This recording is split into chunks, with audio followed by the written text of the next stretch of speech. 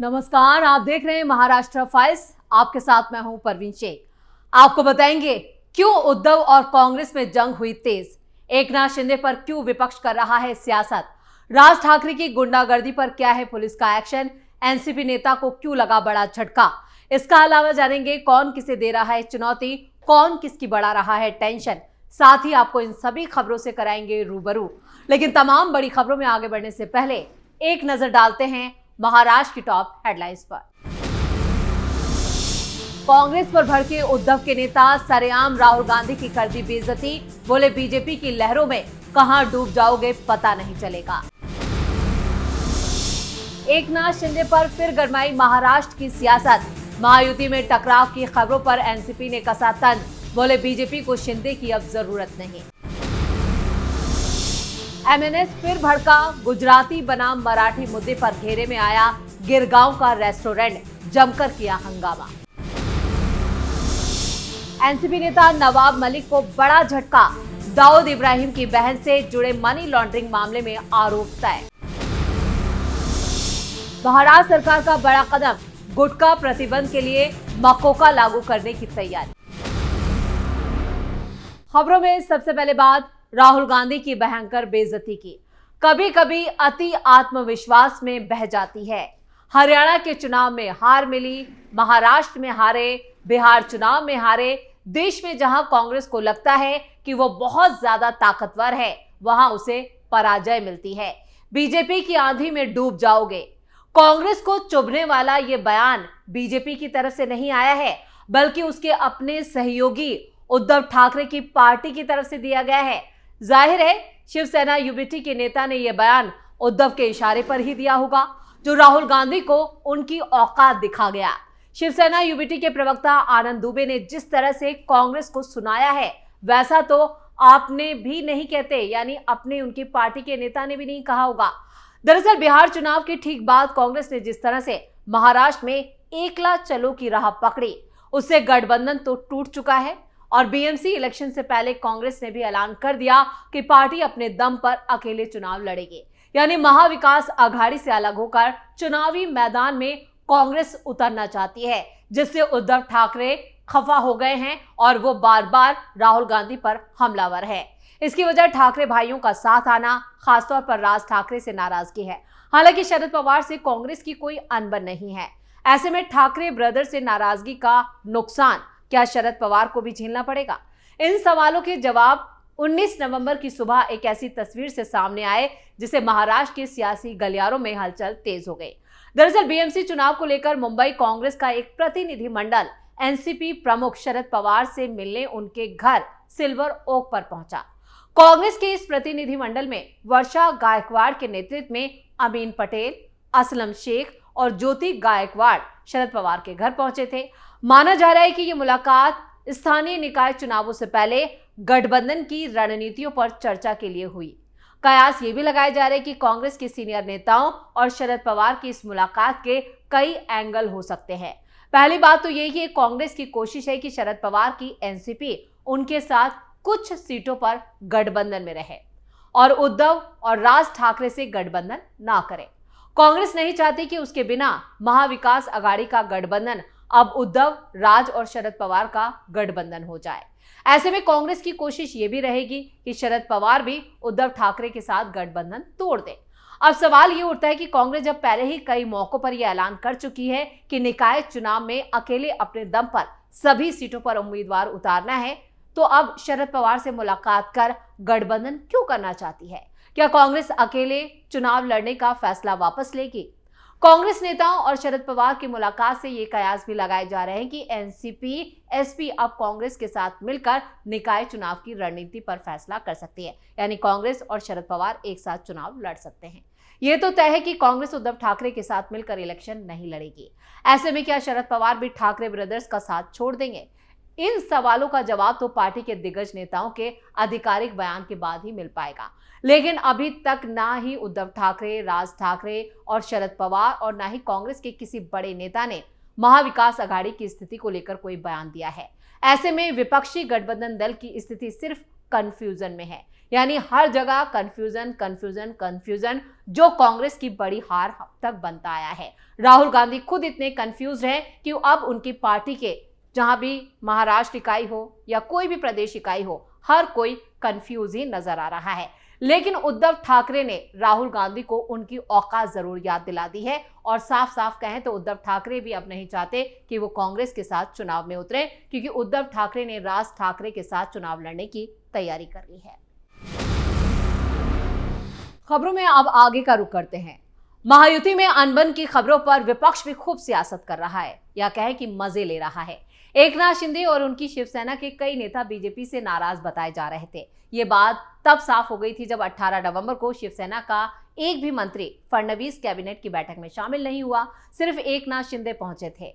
हालांकि शाम तक सीएम फडणवीस और शिवसेना के मंत्रियों ने बातचीत के बाद ये ऐलान कर दिया था कि इस पूरी समस्या का समाधान मिल चुका है और अब नाराजगी नहीं बची है। इसके बावजूद बुधवार को फिर कुछ ऐसा हुआ जिससे दोनों दलों के बीच में दरार की बात कही गई। दरअसल महाराष्ट्र सरकार के एक सरकारी कार्यक्रम में डिप्टी सीएम एकनाथ शिंदे शामिल नहीं हुए। मंच पर सीएम देवेंद्र फडणवीस और डिप्टी सीएम अजित पवार तो साथ दिखे, लेकिन एकनाथ शिंदे की गैर मौजूदगी से कई सवाल खड़े हो गए। शिवसेना प्रमुख और डिप्टी सीएम के मंच पर ना रहने की वजह तो अभी तक साफ नहीं है, लेकिन हालांकि 2 दिन लगातार शिवसेना के नेता और उनकी तरफ से ऐसा कदम उठाया गया जिससे एकनाथ शिंदे सवालों में आ गए।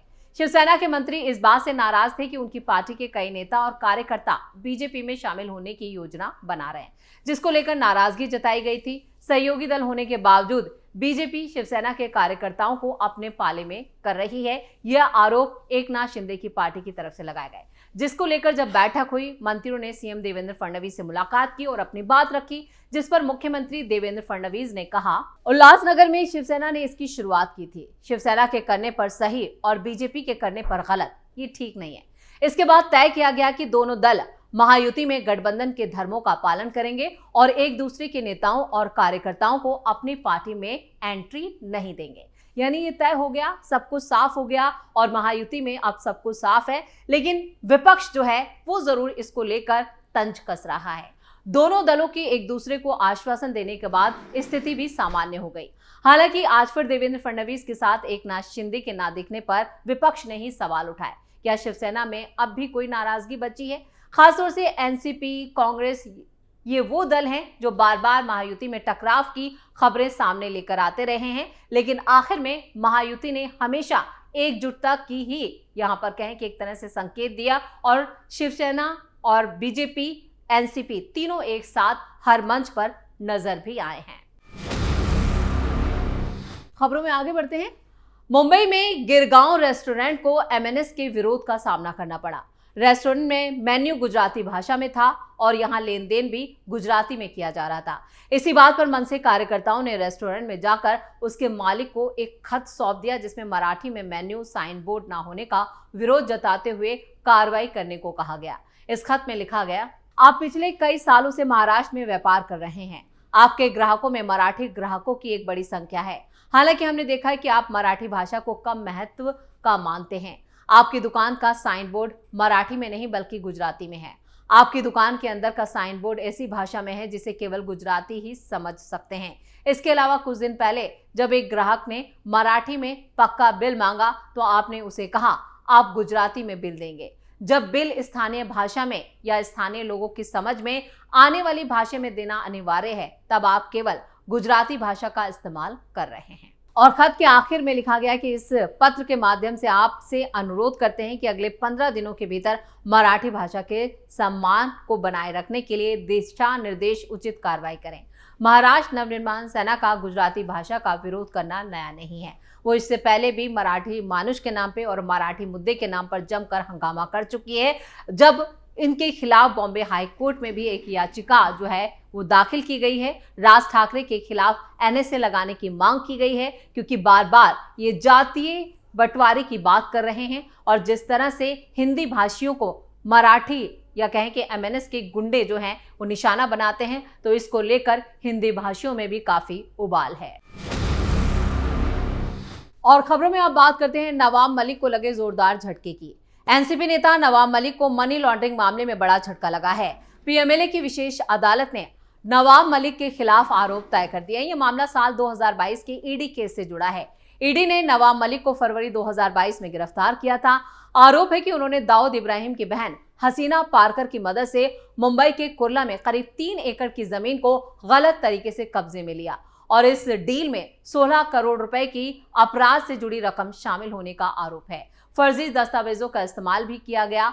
दाऊद इब्राहिम की प्रॉपर्टी से जुड़े पीएमएलए मामले में एनसीपी नेता नवाब मलिक ने खुद को बेकसूर बताया, जिसके बाद विशेष पीएमएलए अदालत ने उनके खिलाफ आरोप तय कर दिए हैं।